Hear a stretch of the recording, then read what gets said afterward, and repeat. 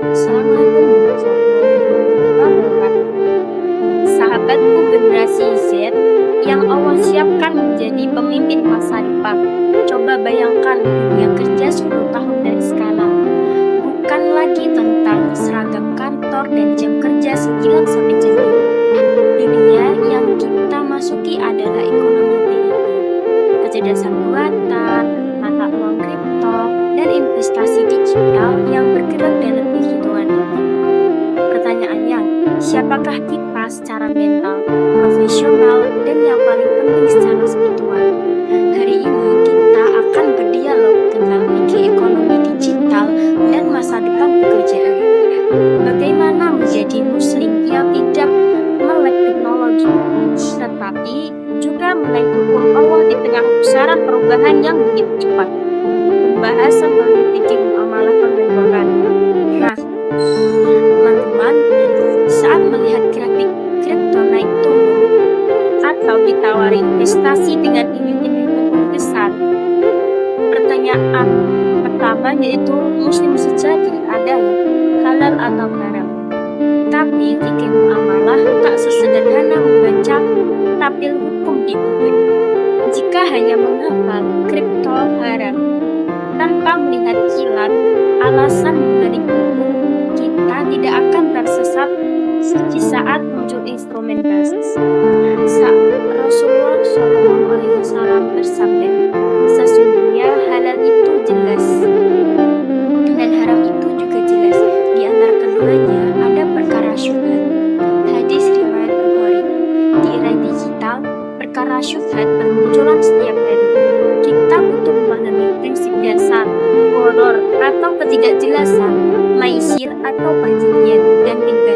Nah, dengan pemahaman ini, kita bisa menganalisis sendiri apakah trading kripto saya mengandung ketidakjelasan berlebihan, apakah investasi ini murni.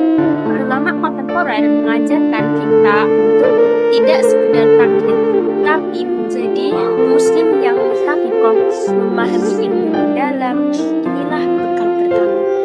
Etika profesi dalam Islam di era ekonomi jadi kita akan menjadi brand sendiri, content creator, influencer, dan dropshipping.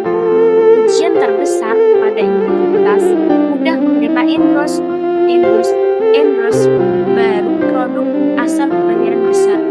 Tapi ingat firman Allah dalam Quran surat Al-Ahzab ayat 17, yaitu bertakwalah kepada Allah dan ucapkanlah perkataan yang benar.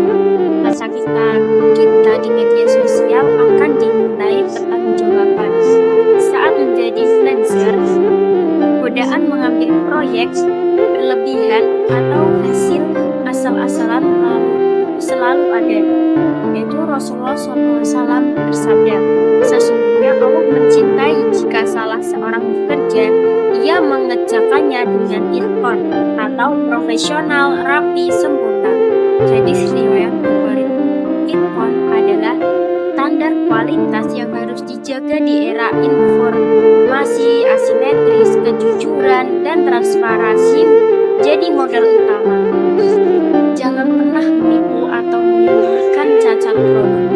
Nah, karena keberkahan itu lebih berharga dari keuntungan sesaat.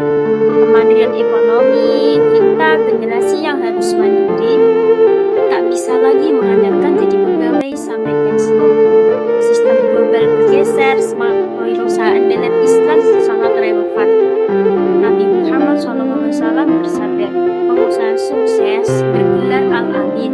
Siti Khadijah juga pengusaha besar. Islam tak mengajarkan kita kemiskinan dan menunggu sedekah, tapi bekerja keras, mandiri, dan bahkan memberi pekerjaan pada orang lain. Allah berfirman dalam Quran surat Al-Jumu'ah ayat 10, yaitu apabila sholat telah dilaksanakan, bertebarkanlah di bumi, carilah karunia Allah.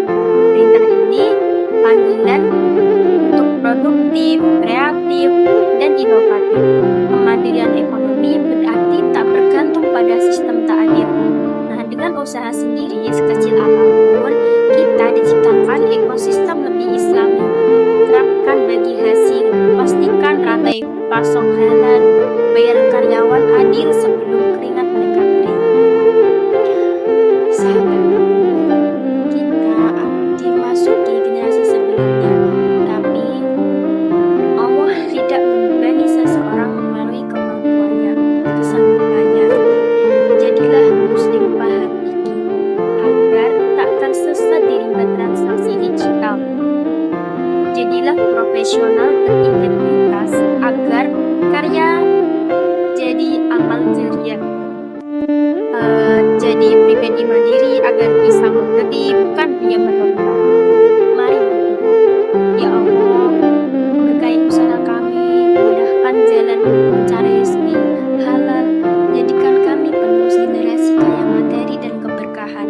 Karena kesuksesan sejati bukan dari saldo rekening, akan tetapi dari seberapa besar manfaat kita untuk